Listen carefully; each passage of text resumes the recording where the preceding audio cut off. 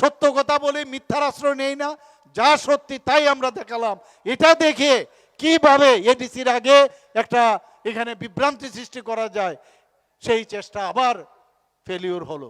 আপনারা দেখেছেন এর আগেও এই সিভিল সোসাইটির নামে আগের থেকে প্ল্যান, কিভাবে এখানে অশান্তি সৃষ্টি করা যায়, দাঙ্গা সৃষ্টি করা যায়। একটা দাঙ্গাবাজের যে পার্টি, এর মধ্যে আর মানে বলার আর অপেক্ষা রাখে না। আমাদের নর্থ গেটের পেছনে টায়ার জ্বালিয়ে আগুন দিয়ে দিয়ে নানা রকম অঙ্গভঙ্গি করছিল, আপনারা সবাই জানেন। ইচ্ছে করে ওরা চাইছিল পুলিশ লাঠিচার্জ করুক, পুলিশ গুলি চুরুক, যাতে করে তাদের এই যে সুরমা কেন্দ্রে যে শান্তির বাজার আছে সেখানে গিয়ে একটা দাঙ্গা লাগানো যায়, সারা ত্রিপুরাতে দাঙ্গা লাগানো যায়। আমি ইচ্ছে করে আমি বললাম যে না, কোনো অবস্থায় কিছু করা যাবে না। 2টো অবধি বসলো, সারা রাত্র নাকি বসবে, কিন্তু 2টোর সময় কার চক্রান্ত আপনারা এটা আর বললাম না আমি। সেখান থেকে 2টোর সময় তারা বলল না আমরা উঠে যাব সেখান থেকে। কিন্তু যেহেতু আগের থেকে ঠিক করা হয়েছিল, সেই সুরমা জায়গার মধ্যে সমস্ত দোকানপাটে আগুন লাগিয়ে দিয়েছে এবং সাধারণ মানুষের উপর অত্যাচার, তাদের মারপিট এবং বহু লোকের এমন অবস্থা করেছে, কারোর হাতে মেরেছে, কারোর চোখ অন্ধ হয়ে গেছে। আমি সেখানে পরবর্তী সময়ে আমি গেছি, সেখানে তাদেরকে শুশ্রূষার জন্য যা যা দরকার, এইভাবে একের পর এক ওনাদের কাজই হচ্ছে যে বিভ্রান্তি এবং অশান্তি সৃষ্টি করে মানুষের গায়ের জোরে ভোট নেওয়া এবং সরকারে থাকা। বন্ধুগণ, এর আগেও আপনারা দেখেছেন যে গন্ডা তুইচার মধ্যেও ওরা একই কায়দায় 3 দিন সমানে সেখানে একই ঘটনা ঘটিয়েছে। সেখানেও আমি গেছি, সেখানেও গিয়েও আমরা এই দাঙ্গা হতে দেইনি। একের পর এক চেষ্টা করছে, এই মোথা এখনো চেষ্টা করছে। কিছুদিন আগে আপনারা দেখেছেন গতকালে কমলপুরে আমাদের মাননীয় এক বিধায়ক ওনার গাড়ি ভাঙচুর করেছেন। এর আগেও একজন আমাদের যেমনি মন্ত্রী আছেন তার গাড়িতে হামলা করেছেন। কিন্তু আমি বন্ধুগণ আপনাদের সামনে বলছি, কাউকে ছাড়া হবে না। গতকাল একজন অ্যারেস্ট হয়েছে, বাকি জনেরও ঘরে নেই, দৌড়ছে একের জায়গা। আমি বলে দিয়েছি আইনের পথে আমরা চলবো। আমরা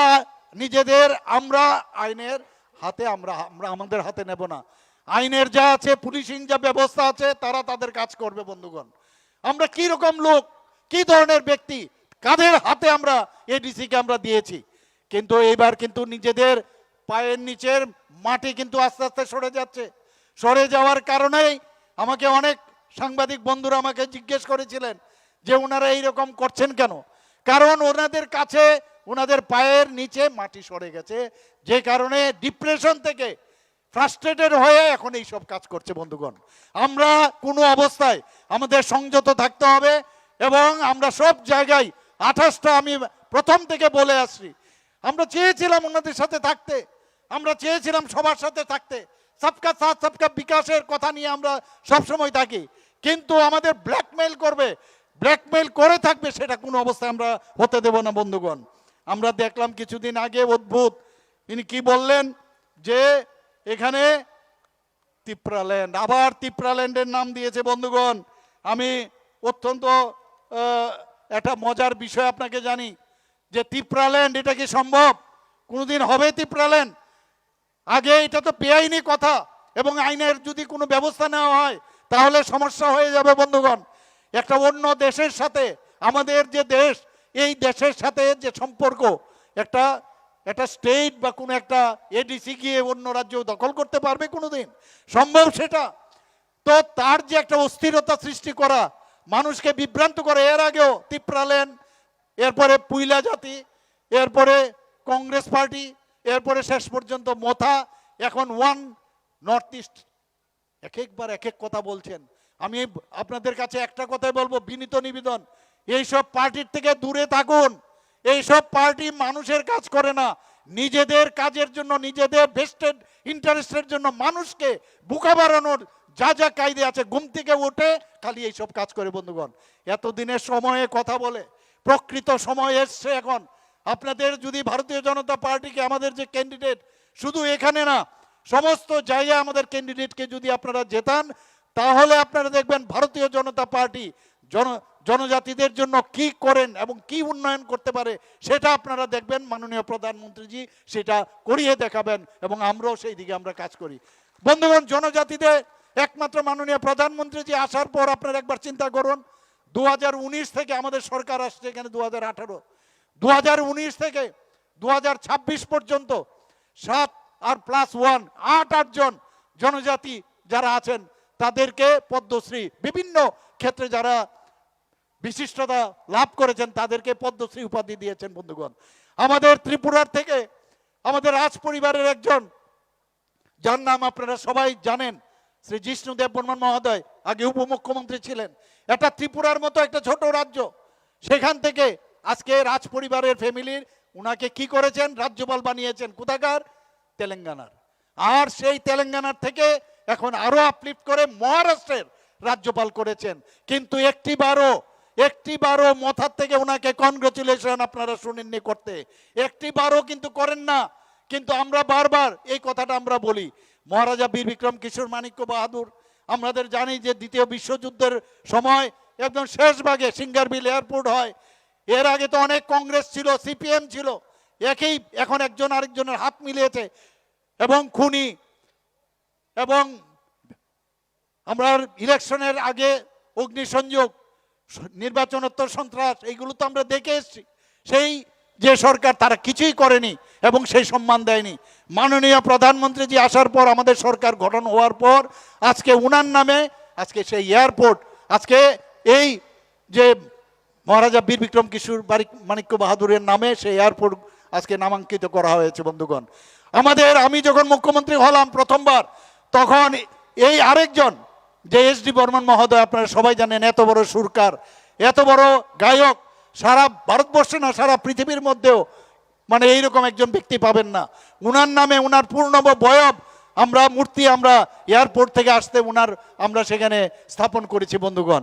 আমরা জানি কাকে সম্মান করতে হয়, আমরা জানি বীর বিক্রম কিশোর মাণিক্য বাহাদুরের যে, আমরা জানি যে উনি ত্রিপুরা, আধুনিক ত্রিপুরা রূপকার বলা হয়। আমার বাড়ির ঠিক সামনে একটা আইল্যান্ড ছিল, সেই আইল্যান্ডের নাম গোত্রহীন, যেহেতু আমি এই পজিশনে এসেছি, উনার নামে সেই 0 মাইল ফলক সেটাকে উপরে উঠিয়েছি এবং উনার মূর্তি সেখানে স্থাপন করেছি বন্ধুগণ। আমরা সম্মান দিতে জানি এবং এই মথার যিনি স্থাপক, যিনি স্থাপন করেছেন, উনাকে আমি ইনভাইটও করেছিলাম, কিন্তু তিনি সেদিন আসেননি। আরে কমিউনিস্টদের সময় ঘরের ভিতর বসেছিল, কোথায় ছিল তখন গণতন্ত্র? আজকে আমরা গণতন্ত্র দিলাম, আজকে নাম দিলাম, সম্মান দিলাম। আজকে রিয়াং শরণার্থীরা আজকে 35 বছর ধরে আমাদের এই ত্রিপুরার মধ্যে ওরা বসবাস করছিল, তাদের 23 বছর সমানে, কিন্তু কেউ এদের দিকে নজর দেয়নি। আমাদের সরকার আসার পর তাদের বাসস্থান, তাদের ঘরের ভিতরে ইলেকট্রিসিটি থেকে শুরু করে, ফিক্সড ডিপোজিট থেকে শুরু করে, রাস্তাঘাট, আজকে স্কুল ইত্যাদি, আমরা রেশন পানি, তাদের যাতে সাস্টেনেবল জীবনযাপন করতে পারে তাদের জন্য তাদের ট্রেনিং দেওয়া, সমস্ত কিছু করছি আমরা। এবং 800 থেকে 900 কোটি টাকা আমাদের সরকার তার জন্য প্যাকেজ দেওয়া হয়েছে। কে করেছে? তখন তো এদেরকে দেখা যায়নি কাউকে। এবং মাঝখানে আমাদের যখন এই সরকার আসার পর আমরা যখন এই মৌ করি, মাঝখানে লেটারাল এন্ট্রি নিয়ে আজকে নিজেকে বলছে যে আমার জন্য এটা হয়েছে, সেটা পরের কথা। কিন্তু আমরা জানি আমরা কার জন্য করেছি। আমরা রিয়াং শরণার্থীদের জন্য আমরা করছি। থানসা থানসা থানসা, খালি থানসা বলতে থাকে। আরে থানসা করলে তুমি তো থানসা লোকদেরই রোজ মারছো, যাদের মারছো তারা তো থানসা। কালকেও আমার কাছে যা খবর এলো, যারা পুলিশের অনেক ছেলে মেয়ে আছেন তারা সব জনজাতি গোষ্ঠীর, তাদেরকে পর্যন্ত এই আঘাত করা হয়েছে কমলপুরে বন্ধুগণ। আজকে আপনারা জানেন, মনে আছে আপনাদের, উদয়পুরে যে অফিসার ছিল, সেই অফিসার একজন চাকমা সম্প্রদায়ের ছিল, আপনারা সবাই জানেন। রাত্রে 10টার সময় পৌঁছে গেছেন। আরে আমি মুখ্যমন্ত্রী হয়েও তো যাই না কোথাও, আমি যাব, রাস্তা দরজা খোলা থাকবে, কি একটা অবস্থা। এবং এটাকে নিয়ে কত রকমের কথাবার্তা, এবং উনাকে যাতে এখান থেকে ট্রান্সফার করা হয় তার জন্য কত চাপ।